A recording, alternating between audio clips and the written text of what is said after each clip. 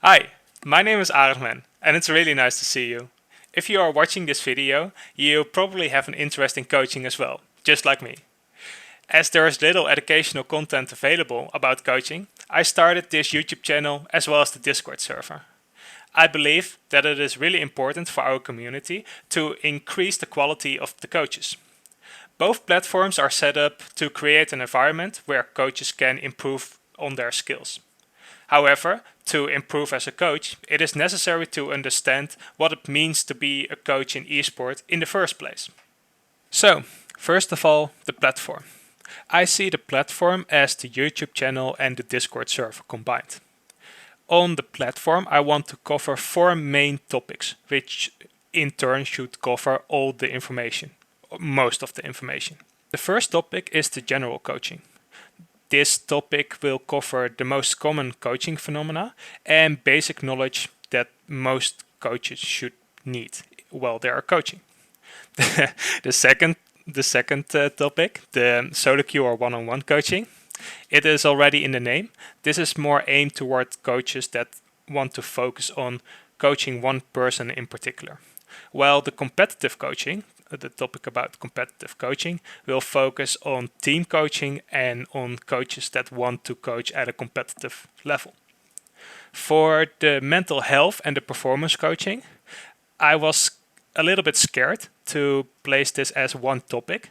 I do believe that it is very important for coaches to understand more about mental health and performance coaching. It can have really positive effects. However, if you do not understand what you are doing, it can also have very negative effects. So it's kind of a flip side. On the next slide, on this slide we see a quote by John Whitmore, which is a coaching pioneer, a famous person in coaching.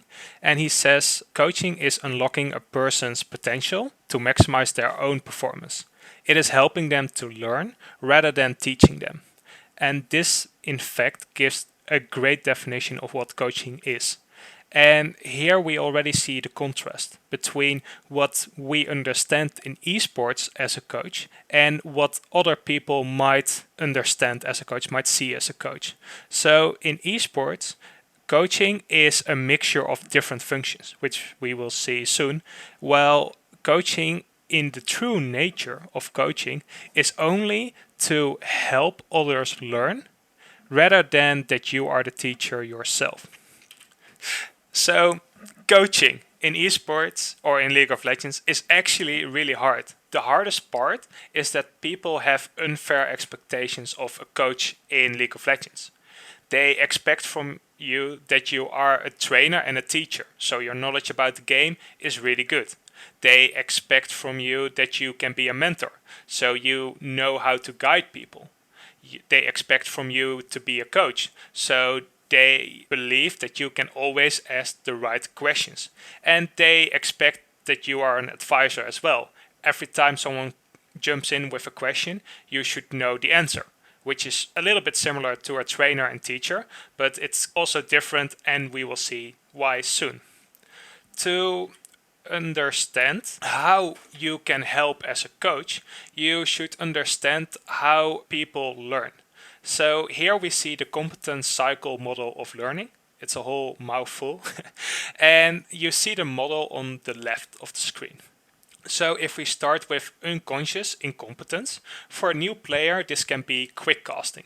So the player does not know about quick casting because he never used it, he has never seen it. It is completely new to the player. Well, for a pro player, when they, for example, need to play a new champion for competitive or because the coach asked them to, there are certain tricks that only one-trick ponies know on a champion or can do. So if he does not do his research correct, he or she might miss out on certain tricks that only one-trick ponies miss. So they don't know that they don't know the trick because they've never seen it, they don't use it, etc. If we move one down to the second phase of the model, we see conscious incompetence. Known areas you need to work on. So you know that a specific action or area exists, but you do not know what you need to do with that information. You just know it's there. For a new player, this might be building one item. They realize a little bit that they need to build towards one item, but they do not know the components, they do not know how much gold it costs. They are just lost in general because they don't have the knowledge about the item. So they end up building different items and finishing none of them, or maybe one in the end. An example for a pro player in this category, in this stage of the model, would be Aphelios. And probably a lot of you are right now, yeah, I know that Aphelios exists. He is 200 years, but that is exactly the problem. You know that he is a champion, but you do not understand it. You have no clue how it works. If you want to be the best player, you need to understand everything in the game. And a lot of the pro players, or a lot of high elo players I talked with, they know how Aphelios works, but at the same time they don't. They know what to avoid, but they don't know why or how they can avoid that situation in the first place. So it's a whole different level. On the third level of the model, you see conscious competence. So you know what you should do, and you can do it with the right focus and attention. For a new player, this might be something simple as saving your CC for a priority target. For example, if you play a support and you have the choice between waiting a little bit or using, for example, a trash hook, it is really hard for players to do, especially in the beginning. And even later, I still see players just wasting their Q, for example, on trash. And it is just not what you need. You can do it if you have the right focus and attention. If we look at a pro player, for them would be, for example, the timing of summoner spells. Everybody knows, especially at that level, that the timing of summoner spells is really key to winning fights, because you know when you have your windows to go in or should not go in. A lot of the pro players or high level players can time summoner spells. However, they often do not have the attention and focus to do so, which places it in the third level of this model. They know they can do it, they know they should do it, but sometimes it is not there because it's not automatic yet. And that is the goal of this model. You want to have every skill, you want to build it up. First, you want to start with it is there, if they don't know it yet. If they know it's there, but they don't know how to approach it, you should help with how to approach the skill.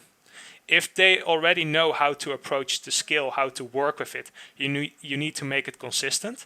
And if you are able to make it consistent, to let a player consistently perform an action, you are at the finish, you are at the unconscious competence, what you can achieve on autopilot. So they will do it. Not always. There are situations where it's not always possible, but most of the time they will do it because it's just automatic. It goes automatically. For a new player, this might be the Jarvan EQ combo, the flag and drag. In the beginning, he might not know it. You will tell them. They do not always understand the situation where they should use it in. They start to practice more. They can do the combo, but they are not always at the right timing with doing it, and in the end they can do it all the time without thinking. For a pro player, this would be last hitting in lane. There are multiple other variations that influences this one particular skill, as trading, wave management, etc. However, in the true basic, they know how to last hit a mean, and they will rarely miss, unless cannot last hit due to another factor. So, now that we understand the player a little bit better, it is time to see which approach would be the best to help the player. The first approach is the trainer or the teacher like. This is the most common style of coaching, as it is often used in solo queue coaching or one-on-one coaching. There is a clear difference in knowledge or rank, most of the time it is combined, and the teacher always knows the right answer. That is the entire mindset of this style. The player does not know about a certain topic or has not mastered a certain topic yet in the game, and the trainer/teacher is the person that helps them understand the topic in a way they can master it. If we look at the coaching approach, the true coaching approach, this is an approach in which you believe that the individual has the answers to the problems. So you as a coach do not need to know the answer. You are not the subject expert. The player on itself has the answer. You just need to ask the right questions. As you rely on asking the right questions, it also brings some danger. And the danger is uncoachable people. As you do not have the knowledge to stand above the player, you are really relying on their participation. If someone does not want to be coached this way, it is impossible to coach them, and it's better to not waste your time and just move on with someone that is open to your style of coaching or to your help. And that is really a mistake that a lot of beginning coaches make, especially if they do not have the knowledge about the game yet. Some people are just better off not being coached, as it wastes too much time of both the coach and the player. And because of this works the best at the highest level of competition, where you have players and staff that all know about the game. They are the smartest group of players available in the server and often know the answer themselves. You can just go on and let them answer the questions they have or the problems they face with the knowledge they have themselves. You are there to guide them and to ask the right questions. This is the true coaching, which is not very common, as you often want to bring more knowledge to the players. And if you want to bring more knowledge, you get to the mentor side of coaching. So the mentor is very similar to coaching. Your role is to be a guide. The difference between a coach and a mentor is that the mentor has the knowledge as well. A mentor is more a combination between a teacher and a coach.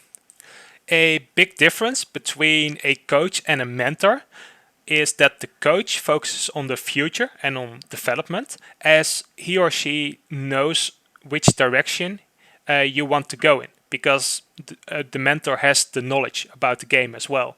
Well, a coach can only help with asking the right questions, so a coach is way more focused on the here and now. If you look at competitive league, I would say that a mentor is the best coaching style for example, ERL level, where the players are pretty smart themselves, but they still can use every knowledge about topics they haven't fully mastered yet. So a mentor is a really good combination.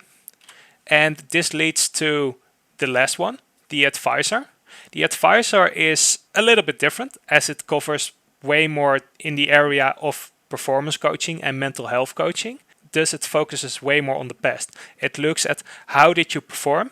Are you happy with that? It is more counseling based. So the goal of an advisor is way more to overcome barriers and issues that occurred in the past and to prevent them in the future by giving the right advice. As I already said, this is a very difficult topic which will be covered all on its own way later. And to conclude the summary, as is hopefully clear right now, coaching in esports is a mixture of different functions. Thus, it makes coaching way harder than one would expect. We saw in the competence cycle model of learning that you really need to understand where your player stands in order to help them. And if you understand where your player stands on knowledge based mostly, you can determine which way is the best to help them. Do you have the time to work one-on-one with them to increase their knowledge? Then a teaching style is the right approach.